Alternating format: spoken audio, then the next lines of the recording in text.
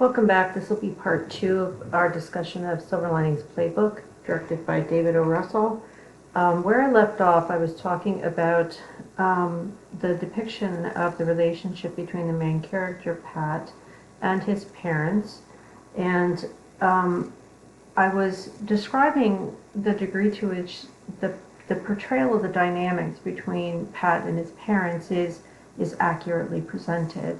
And remember that I had mentioned in part 1 that Skip Young, who writes about these issues pretty extensively, noted that that was one of the positives of the film, was the way in which the impact of a serious mental illness is not just for the person who is living with the disorder, but it is for the whole family system.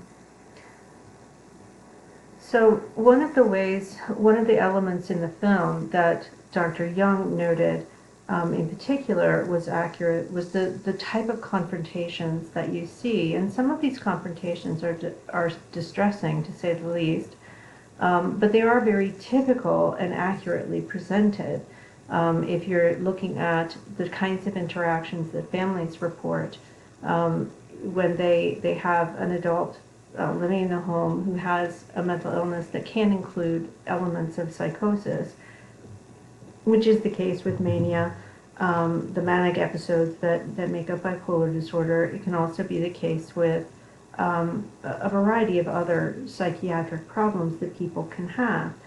Now, one thing that Nick Haslam mentions, and he wrote this in The Conversation online magazine, he talked about the idea that we've tended in the last 30 or 40 years or so to move steadily in the direction of seeing serious mental illnesses like bipolar and schizophrenia as one-dimensional, as seeing them as biological things that must be treated through biological means.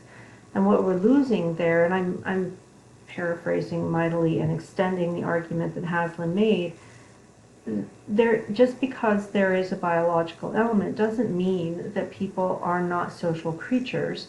People live their lives socially, and they live with their families and the people who are around them. So the episodes, when people have episodes of, say, mania or depression that are part of the bipolar experience, these experiences happen within the context of their relationships with others.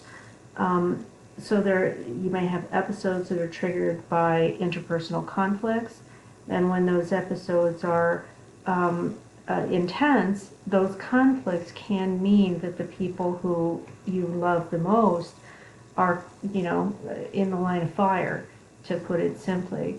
So when you see these confrontations between Pat and his parents when he becomes really agitated when he can't find his wedding video, and so on. What you're seeing there is what Skip Young referred to as a fairly accurate depiction of what can happen in real life families when a person is on that really dangerous edge of sliding into a serious episode.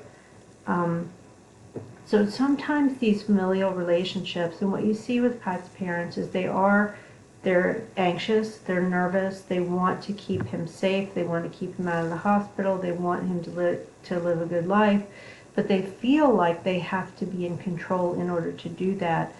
And that's where you get into this really difficult dynamic, and families often report that this is what happens for them, is that with their adult children, they sort of infantilize them, treat them like children, in order to keep them safe. They feel doggedly that they're making the right decisions, and that their loved one has to toe the line or they're going to slip into oblivion. From the person's perspective, from Pat's perspective though, this overbearing, controlling style of parenting, for him, it's very problematic. So when Nick Haslam writes in The Conversation that you can have relationships that support, that hold you together, that make your recovery more likely. At the same time, there may be destructive elements to your family interactions that can be problematic. And that's one of the reasons why organizations like NAMI, the National Alliance on Mental Illness, they do family-to-family and peer-to-peer courses for people. The family-to-family courses are designed to help family members to understand the mental illness that their loved one is living with, and how to cope with managing the boundaries, particularly when you have an adult who is living with a mental illness. Um, Learning when to step back, when to move in, what kinds of boundaries that you can push, and when you need to step back. It also teaches them, how to navigate conflicts. And for the peer-to-peer side, for someone like Pat, he could go to these classes, learn from other people who live with mental illnesses, what things are triggering, what things are helpful, and so on, and to have the support of other people who've had the same experiences as you travel on your path to recovery. Now, in the film, there are occasions when Pat has encounters with the police, and the police officer comes to the house on the first occasion in the film. He's been called probably by neighbors who are disturbed, and the scene that in part one of the video lecture that David O. Russell was describing, the teenage neighbor, is giving you a glimpse at what happens in neighborhoods where that there's a person who has issues, and these blow-ups have happened before. They're well aware of it, so they call the police. Now this teenager, being a teenager, wants to get some video of someone behaving bizarrely, because that's what we do in America now, is we try to capture everything on video. And the more bizarre, the better, and the more embarrassing, the better. So that in the film, that's a funny but also deeply sad moment for the whole family, where you're like, you have no control over this thing that other people are going to find disturbing or embarrassing or funny, and you don't have any control over it. You have this deeply scary thing happening in your life. You can't control it, and other people are laughing at you, or other people are scared of you. Regardless, they're calling the cops on your house. And all of that is just a part of the lives of real people who live with serious mental illness. Now, I want you to think about recent events in Rochester, New York. And if you're unfamiliar with what I'm talking about, look it up, Google it, where you had a man who had a history of serious mental illness. Police were called by his brother for assistance. The man was agitated, upset, he was naked, and the police were called to assist in trying to get him help. Well, as it turned out, he was hooded and asphyxiated. He died in conflict with the police. Now, in real life, these kinds of encounters with the police, they can be lethal. In the last 30 years, there's been a steady increase in attempting to train police in what's called crisis intervention training, to encourage them to adopt de-escalation techniques and to use their training to identify when a person is in a mental health crisis and to employ appropriate levels of control in ensuring that that person gets the help they need. Now, what I want you to think about, and if you get the chance, go out into the internet world and get some more of the information on the exact event that I'm describing. But it is true that if you look at the data, if you look at the statistics, if you want to see the highest rates of death in police custody or in interactions with the police, some of the highest rates are when you have a person of color, a person who is lower income, who also has a serious mental illness. So for those of us who are mental health advocates, when we heard that story, it wasn't so much shock as it was, oh no, it's happened again. So not only was it a stark example of another death of a person of color, but also another death of a person with a serious mental illness. The stigma that's involved here, and I think this is one of the better series of scenes in the film, and one of the reasons you had mental health advocates who were saying, you know, these are scenes that are important because they reflect reality in our lives. The interactions with the neighbors, the interaction with the teenage boy, the interactions with the police officers, while simultaneously used for humor, are also fairly accurate depictions. Now I want you to watch the scene again, since I've made the argument that these are fairly accurate depictions. I want you to watch the scene again, just to keep those ideas in mind.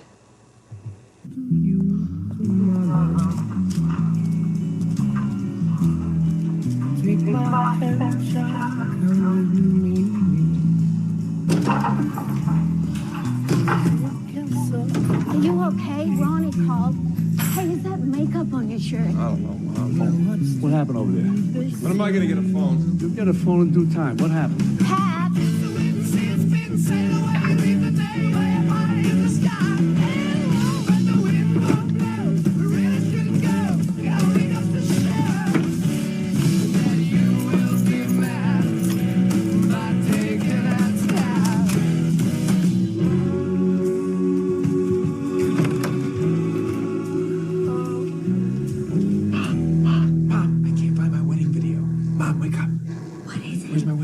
It's after 3 o'clock. What are you doing? I looked in here, but this is all your shit up here for your sewing and everything. Did you put it up here? What about in your father's study? Don't go in my study. Dad, not now. Would you put it in here? Makes no sense for you to put it in here. Patty, what are you doing? He's got all his Eagles videos. We were in one video of my wedding. Is it here? I mean, Patty? It's probably in the attic. Are you going in my study? It feels to me like you want to hide my wedding video. No, You think I can't handle it? Please stop yelling. I'm not yelling, Mom. I'm just frustrated because I should have my fucking wedding videos. Pat! I looked over there. I already looked all over there.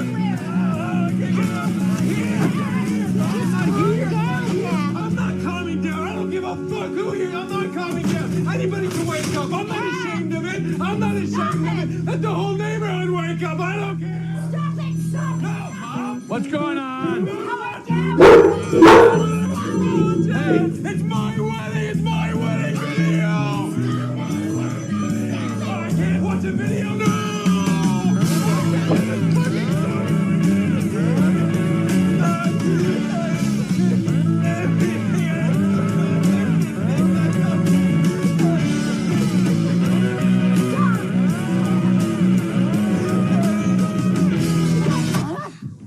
Mom, what the fuck you doing? You fucking no. Get off me, girl. I'm not doing anything. I'm not hitting it. He's hitting me. Dad. I'm sorry. I'm sorry. Police, open the door, please. Open up. Mr. Sultano, I got a lot of calls. People in the neighborhood are scared. I gotta come in. How are we doing in here, huh? We've heard a lot of reports from your neighbors, all right? Oh, you got getting a lot of phone calls. Nikki is being manipulated. You have to talk to her. Hey, sit down. Listen, you're the one with the problem here, stop with nobody these else. crazy theories. He's a cop. What are you doing? It's a medication problem. Yeah, and he's fine. He's fine now? You want to send him back to Baltimore? We know all about the explosion at the psychiatrist's office. What explode? No, Cliff is lying. That's not true. He's not allowed to talk about that. Jesus Christ, who's that? Keep an eye on them. Need to know anything about this? It's a bipolar episode. Get out of here, little fucking idiot. Get out of here. Help me! You can't tell Nikki about this, officer. Look, I had to make out a report. No, listen, no. Hey, sit down. No, listen, sir. They're chasing me. This guy's chasing me. Help me! Sit down. I'm sorry. I could just write you a letter and you can just let me 5 minutes explaining how much better I'm doing. 500 feet. Sir, Listen to me. And I'll take that fucking camera and I'm gonna break it over your fucking head. Then I'm gonna come back and interview you about what it's like to get that fucking camera broken over your head. What are you laughing about? I'm sorry. I'm sorry. Okay. Go back to sleep. The party's over. Show's over. It's not a reflection of where I'm at. You can't tell her any of this. You can't tell Nikki about You pipe down. Everything all right? Who's at the door? Who was that, Dad? Is that kid with the camera? Good luck. I gotta write this up. Come on, don't write it up. I don't want her to see this. It's okay. Everything is okay. We're fine. Thank you. We appreciate everything. So what you see there, and there are a number of important points to make here. You have a number of mistakes that the mom and dad make that are pretty classic. You know, in training programs to help people learn how to de-escalate someone who's in an agitated state, whether or not that agitation is caused by symptoms of mental illness or ingestion of drugs, there are tactics that you can use that will not escalate the situation further such that there's a possibility of aggressive interaction and violence. So what you see, he wakes his parents up, he's in a very agitated state, he's upset, he can't find something that is consistent with his delusion, he wants to revisit the past, he can't find it, he feels a bit paranoid that his parents are hiding things from him. Now, what his mother does, though, that's problematic, is she pursues him through the house. She raises her voice. She tries to grab a hold of him. She touches him repeatedly and gets in his space. So one of the things that de-escalation training teaches people to do is to move back, stay away, physically separate, speak in a calm voice, in many ways kind of affirming the degree of the person's upset. So instead of saying, what are you talking about? That's crazy. It's probably here. You can confirm that it must be upsetting that you can't find the video. While all the while staying calm, not chasing him, not raising your voice, not touching him or attempting to control him. She's a tiny little woman. Bradley Cooper's over 6 feet tall. You know, the fact that she's putting herself physically in his space when he's in that agitated state is not surprising that she ends up taking a blow to the face inadvertently. Then the father comes in and the situation escalates even further. He attempts to physically restrain, he yells, he shouts, he climbs on top of Pat and then starts to strike him. So the nature of their interaction with one another becomes this violent physical confrontation. Again, this is not an atypical kind of interaction within a family that has been traumatized by the symptoms of mental illness in one member of the family. So the training that people can get, the counseling that they can get, can help them to de-escalate these kinds of situations. I'm going to post some information on one particular approach to this. If I have the time this week, I'll share a short video on that type of training that is designed for de-escalation. Now, at the end of the clip, you see the police officer coming in. It's communicated to you that this officer is known to the family, has been to the neighborhood before. He seems kind of exhausted by the whole thing, but he does trust that the family will take care of it. Notice that he doesn't come in without an awareness that what he's dealing with is a person with a serious mental illness. So he doesn't come in kind of brandishing weapons, he doesn't shout, he's not demanding that people get on the floor. So in that respect, showing that particular interaction with this police officer is a positive in the film. It's entirely possible that in a real life situation, when you have a domestic disturbance call, you could have officers who don't really know the people involved, who may come in and they don't know if the people in the house are armed, they don't know what the actual situation is, and their job is to secure the safety and well-being of the people inside the house and to resolve the situation in whatever way they can.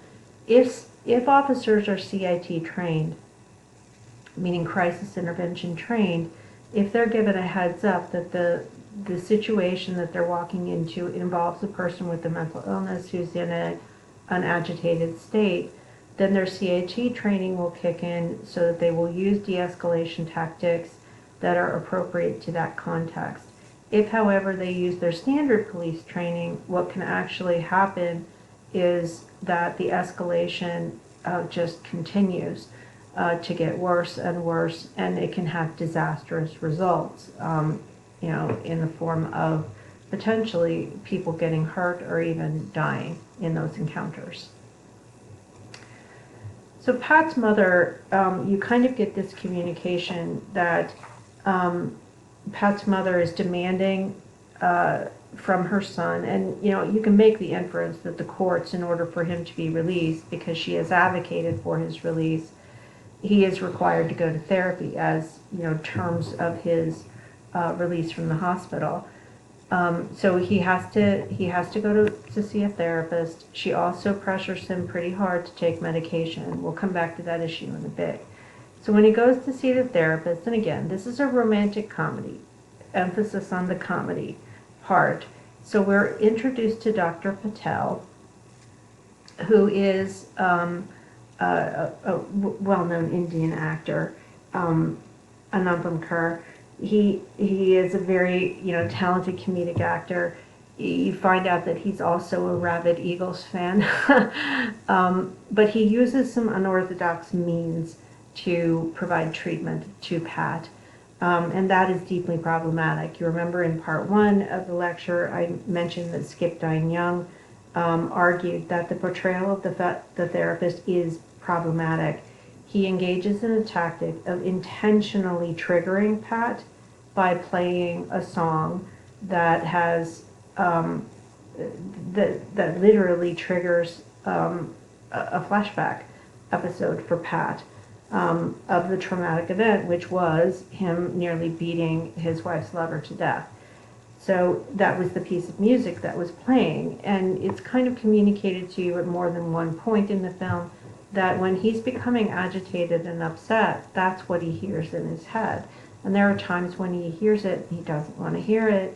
That suggests to you as the viewer that he may be having auditory hallucinatory experiences. Now, on the other hand, there are aspects of the way Dr. Patel communicates with Pat that are appropriate and interesting as a strategy for a therapist. He's communicating to Pat that he needs to get a strategy. Well, that's not a bad suggestion.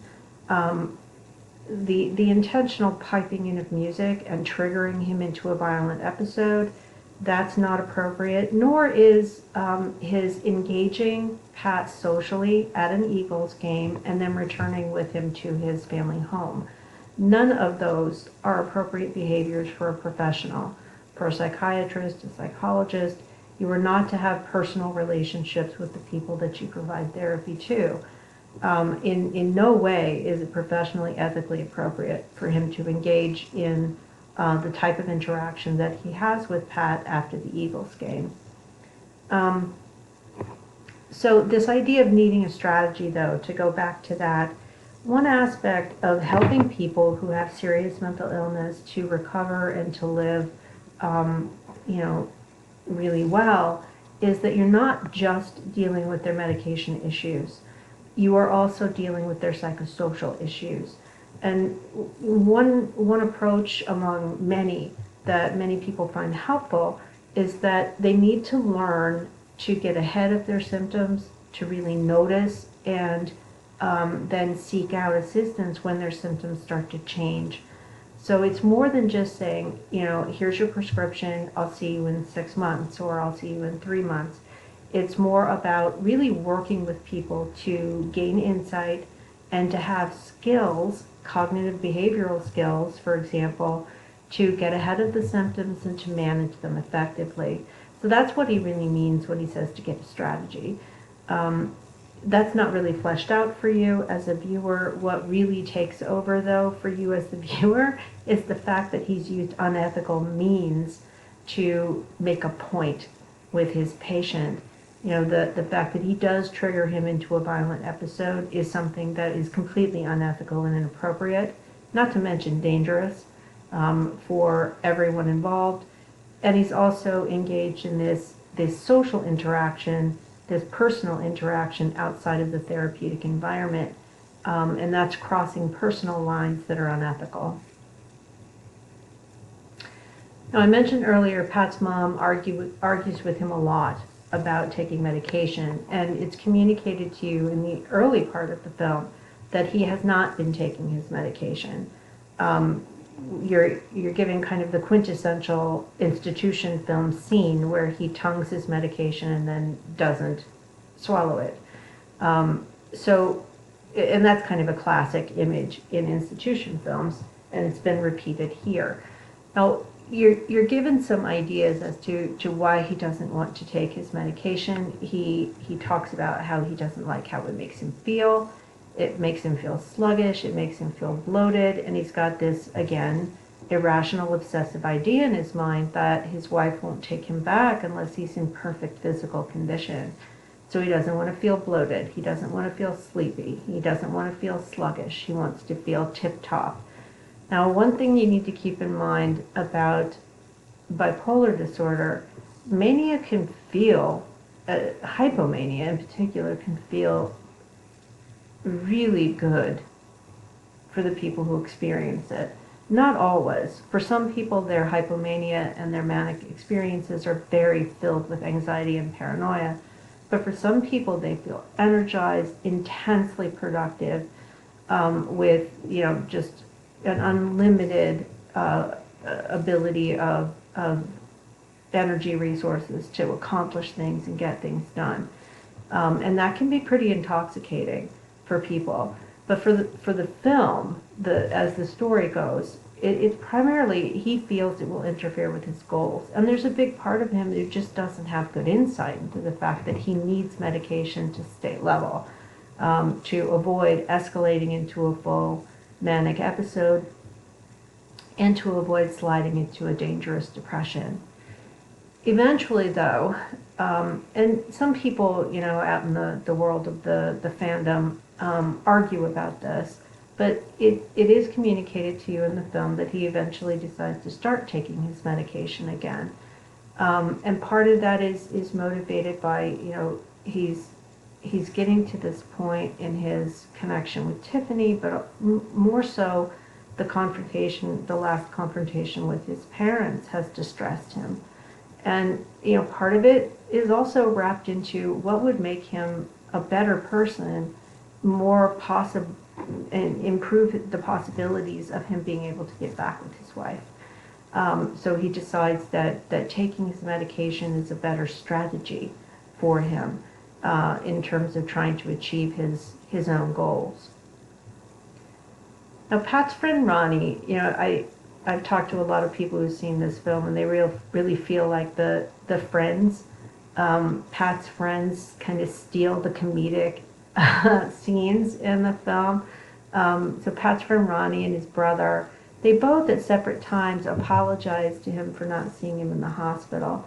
And this couple of instances where you've got, Ronnie saying he's sorry and giving excuses, his brother, saying he's sorry and giving excuses. What you're kind of left to make some sense out of why did they really not go see him in the hospital. And, in real life, when people get psychiatric treatment, what some of my friends in NAMI and NAMI parents say pretty routinely is, mental illness isn't a casserole disease. And what they mean by that is, if I had a friend years ago who, as an adult, developed leukemia and had to be hospitalized for months to get treatment. So what happens within days of the friend network learning that she had this devastating diagnosis? We had set up a meal plan.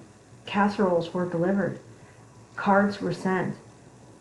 She couldn't be seen in the hospital, but video recordings were made. There was a whole network to take care of their kids. When you have a family member with a disease like leukemia, that's one thing. You have a family member with schizophrenia or bipolar disorder or schizoaffective disorder, your friend network tends to shut down on you. And so do the people who know you and are connected to your family.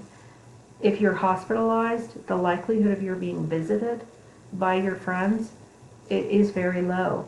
And much of this has to do with the stigma that's associated not just with mental illness, but also with psychiatric hospitalization. And we've talked about that before, so I'll leave you to review those ideas on your own. But that's really why that's important to see in the film, is that his brother, his best friend, they have avoided the hospital because of their own stigmatizing beliefs. And they feel bad about it after the fact, seeing Pat's transformation and how hard he's trying to move forward with his life.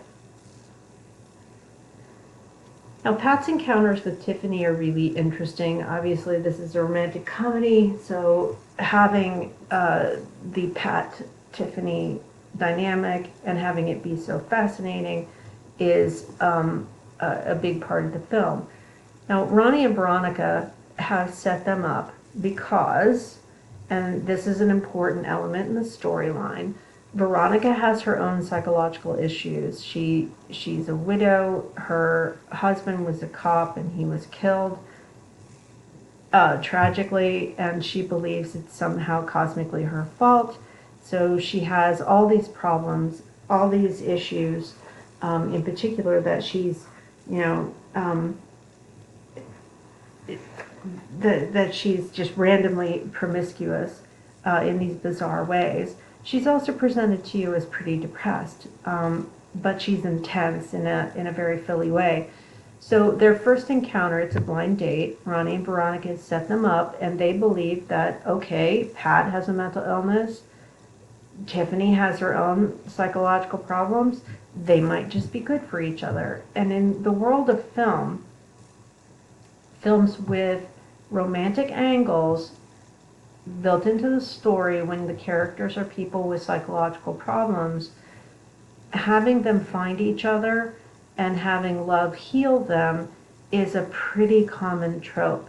Now, in rom-coms in general, in romantic comedies generally speaking, it is very common, your main characters who end up getting together and falling in love, they are usually quirky and weird, and they have baggage, and they have issues, and they have problems, and at first they're like oil and water, and eventually they resolve their issues, the things that separate them, and they find that they're better together. And their odd kind of cosmic mixture somehow heals them and helps them. Having both characters have psychological problems that they're dealing with just adds to that usual storyline in romantic comedies where you have a couple of people who've got their own package, and since they're both carrying a lot, maybe they're better off carrying it together. That's the most common trope in the rom-com world. Now, there's this really interesting conversation that they have, and it's very educational for us as viewers. When they have this really candid conversation about their medications at the dinner table, it's for me, it's similar in some ways to the ice cream shop scene in Girl Interrupted, because here you have two people who've been set up, and they know they've been set up because of their baggage. And so they're going to show them. They're going to show Ronnie and Veronica just what they've done. And they're going to make them deeply uncomfortable. Just like the girls in Girl Interrupted, when they break out barking in the ice cream shop. Tiffany and Pat have this very candid conversation about their medications and the nastiness of their medications and the side effects and all the different ones they've taken. And boy, does it disturb Ronnie and Veronica. So I see that scene as very analogous. Now, I've read some reviews where, some articles where Dr. Stephen Schlossman, who is a psychiatrist who is often called on as an expert when people are reviewing films of this kind, and his comment was that, in some ways that that discussion of their medications is stigmatizing. In other ways, it's destigmatizing. Regardless, he says it's very real. You know, when he works with people on the ward in a hospital setting, when he's worked with patients in other settings, he hears those conversations all the time, was a statement that he made. So for people who have mental illnesses and they have experiences with treatment that are both positive and negative, who are they going to talk to about it? Well, one of the recommendations is that you find a peer group of other people who have the same kinds of experiences because they can normalize it for you. So on the one hand, this scene destigmatizes the fact that these are people who have issues and they've taken medications and tried a lot of things that some of them work and some of them don't. Simultaneously, though, it also shows that same sort of disturbing quality that being a person witnessing this conversation, they become very uncomfortable. And that shows the stigma that Ronnie and Veronica hold in their own minds about the fact that these two people are people who live with mental illness. Now, an important part of the storyline is about trauma. And, you know, in fact, having read the novel is not directly focused on bipolar disorder. In fact, if memory serves, the novel doesn't even mention that. That was, you know, really something that David O. Russell brought to the table to make the film. The novel is really more about the author's own kind of experience with depression and his own thoughts about the impact of various kinds of trauma on people. Now that still comes through in the film. In some ways, you know, some critics looked at it and they said, you know, it's a little distracting, the bipolar thing. It's a little distracting. If they really just focused on trauma, it may have been better. I don't know about that. I don't know whether that's even relevant. But what's clear is both Pat and Tiffany have had really devastatingly traumatic experiences that destroyed, in very different ways, their primary love relationship. So Pat, he discovers that his wife is cheating. He discovers it in a very lurid way, and he responds with violence. Tiffany had been having issues.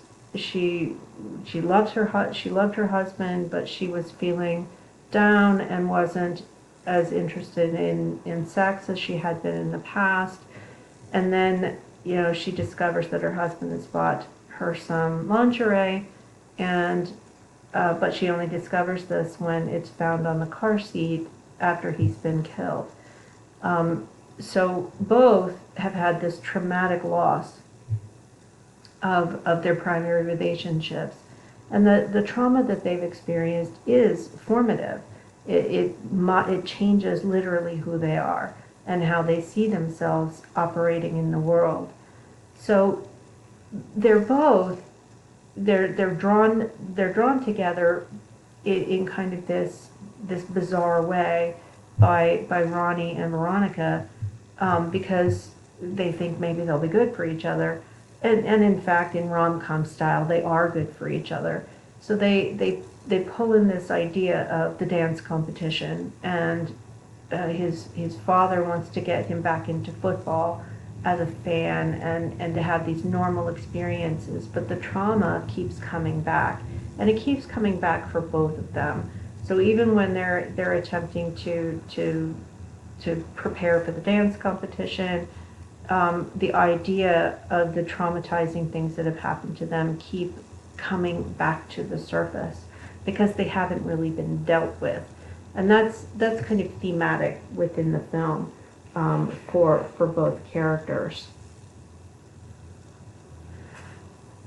Now, before we leave this film, I want to just sort of give you my final take on it.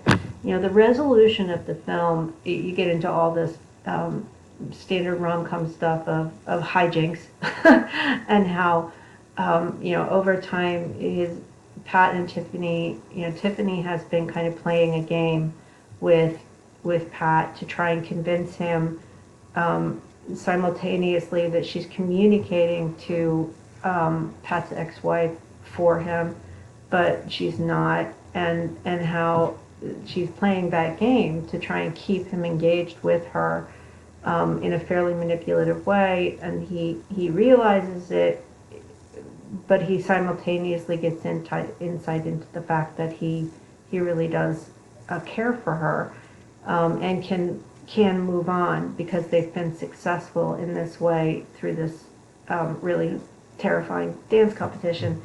One of the problems with that, and Skip Dine Young mentions this in his review of the film, the fact that the film kind of wraps up in this exciting way. They've gotten a really low score, but they got enough of a score to win the bet, realigning everybody's lives, saving his dad, and so on. And then it shifts to, you know, Tiffany and Pat become a happy couple, and they both seem genuinely joyful in their behavior.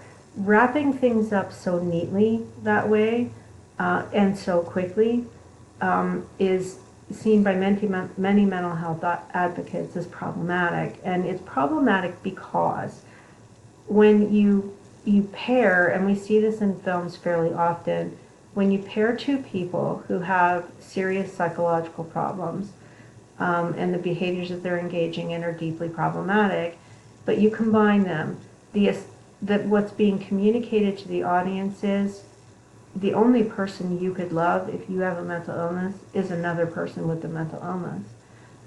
No one else will ever be able to understand you, and it's the highest you can aspire to. It's a really backhanded way of making assumptions about who people can love and what they're worth. So in many ways, the message there is very stigmatizing. I mean, it's adorable in a rom-com kind of way, but it's also pretty stigmatizing when you think about it. It's kind of infantilizing, you know, being set up by other people with another person who has a limitation. You know, imagine if in a film you had a character who has a physical disability, and the argument was the only other person you could ever love is another person with the same physical disability. It makes no sense. It doesn't have any logic to it. Well, for people with mental illness, it's the same way, you know. If I said you have diabetes, therefore the only person you can ever love is another person with diabetes, you would say that's ridiculous. That makes no sense. But we tend to do that in romantic films where you have a main character with a mental illness. We tend to link them to another character with similar problems because they seem to get each other. It's a double-edged sword because, yes, having peers who understand what you're going through because they had the same experiences is an important aspect of recovery. And it's possible. You could find someone and fall in love who has the same experiences as you. But it's deeply stigmatizing to say that that is the only kind of person that you could be with. Or that people who don't have mental illnesses can never truly empathize with what you're going through. So it's deeply limiting. So when we look at the film holistically, there are positives, definite positives. The way the family dynamics are shown to you, the way the neighborhood dynamics are shown to you is pretty darned authentic. The problematic components of the film are you get this really compressed notion of what might be bipolar, but the real focus is on Pat's intense, his really intense temper and his proneness to physical violence. And that's unfortunate. But they were sticking pretty close to the novel. And then, you know, coupling that with the inappropriate behavior of the therapist, the psychiatrist, while it's funny, it's still inappropriate. And many people in the general public don't have a lot of faith in psychiatrists or psychologists to behave appropriately. So it reinforces that. And then finally, this, you know, romantic comedy notion that the best person for a person with mental illness is another person with a mental illness, so that there's somehow their weirdness will balance out, is problematic. So I'll ask the question that I always ask at the end of these presentations, and that's, where would you put this film in terms of what's stigmatizing and what's not? And for a film like this, it is a complicated question because generally speaking, the film was well received by mental health advocates with some qualifications, and those I've already gone over. So I'll be interested in seeing your responses.